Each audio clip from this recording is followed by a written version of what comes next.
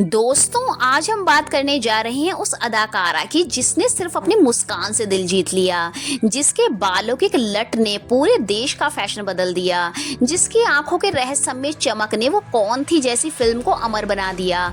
आज हम बात कर रहे हैं भारतीय सिनेमा की सबसे खूबसूरत, सबसे एलिगेंट और सबसे रहस्यमय अभिनेत्री साधना शिवदास सानी की। लेकिन दोस्तों, कैमरे पर जितनी चमक थी, कैमरे के पीछे उनकी जिंदगी उतनी ही दर्द, संघर्ष और टूटे सपनों से भरी हुई थी। सुपरस्टार बनने के बाद भी साधना को क्या क्या सहना पड़ा, कौन सा सच उन्हें अंदर से तोड़ गया और क्यों बॉलीवुड की सबसे खूबसूरत हीरोइन अपनी आखिरी सांस तक अकेली रही।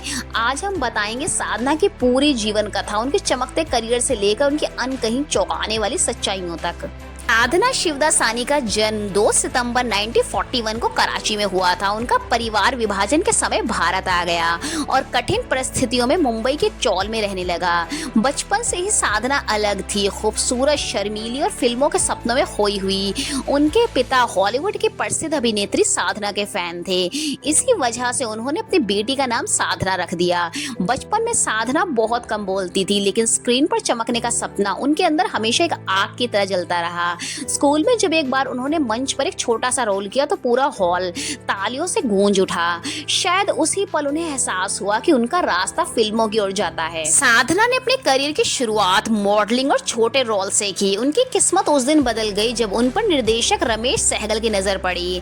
रमेश सहगल ने उन्हें अपनी फिल्म लव इन शिमला के लिए चुन लिया और दोस्तों, बस यहीं से इतिहास बन गया। इस फिल्म में उन्होंने जो नया हेयर कट लिया, फ्रिंज कट, वह बाद में पूरे देश में साधना कट के नाम से मशहूर हुआ। हर लड़की साधना की तरह दिखना चाहती थी। हर मैगजीन का कवर, हर फोटो स्टूडियो, हर गली नुक्कड़ पर सिर्फ एक ही नाम था, साधना। 1960 का दशक साधना का दशक था। मेरे महबूब, वो कौन थी, आरजू, वक्त, एक फूल दो माली, मेरे सनम, राजकुमार, एक से बढ़कर उन्होंने एक सुपरहिट फिल्में दी और हर फिल्म में साधना की खूबसूरती, उनकी एलिगेंस, उनके एक्सप्रेशन, वे सचमुच क्लासिक ब्यूटी थी। उन्हें भारत की ग्रेस कैली ऑफ इंडिया कहा गया और उनके रहस्यमय किरदारों ने उन्हें मिस्ट्री क्वीन बना दिया।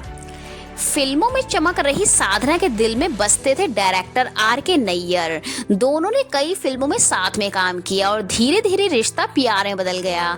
दोनों ने शादी की और साधना हमेशा कहती थी कि नैयर साहब मेरे लिए सिर्फ पति नहीं, मेरी ताकत है। लेकिन दोस्तों, यहीं से उनकी जिंदगी में एक नया मोड़ आया, एक ऐसा मोड़ जिसने उनके करियर को हिला दिया। दरअसल साधना को एक दुर्लभ थायराइड डिसऑर्डर हो गया था, जिससे उनकी आंखें फूलने लगी। एक्ट्रेस के लिए चेहरा ही पहचान होता है और साधना एक करियर के सबसे ऊंचे मुकाम पर उनकी आंखों की चमक धुंधली पड़ने लगी। डॉक्टरों ने उन्हें सर्जरी करवाने के लिए और फिल्मों से दूर रहने की सलाह दी। और दोस्तों, एक स्टार के लिए अपनी चमक से दूर होना दिल तोड़ देने वाला होता है। जब तक वे स्क्रीन पर थी सब उन्हें पूजते थे, लेकिन बीमारी और प्राइवेट लाइफ की वजह से साधना ने जब दूरी बनाई तो इंडस्ट्री के कई लोग उनसे मुंह मोड़ने लगे। ये वही बॉलीवुड था जिसने उनकी खूबसूरती की कसम खाई थी और वही बॉलीवुड उन्हें भूल गया। साधना ने और नैयर साहब ने कभी कोई बच्चा नहीं किया। वे कहती थी, मैं नहीं चाहती कि मेरा बच्चा फिल्म इंडस्ट्री कठिनाइयां झेले। लेकिन यही बात उनके अकेलेपन का कारण बनी, क्योंकि उनके पति के निधन के बाद वह पूरी तरह अकेली हो गई थी। उन्होंने कभी अपने लिए अवार्ड समारोह में ना जाने का फैसला किया। वे कहती थी, साधना को सिर्फ पर्दे पर देखना, असल जिंदगी में नहीं। साधना ने एक बार कहा था कि मैं चाहती हूँ लोगों के दिमाग में वही खूबसूरत साधना रहे जो स्क्रीन पर है। 25 सितंबर 2015 को साधना ने दुनिया को अलविदा कहा।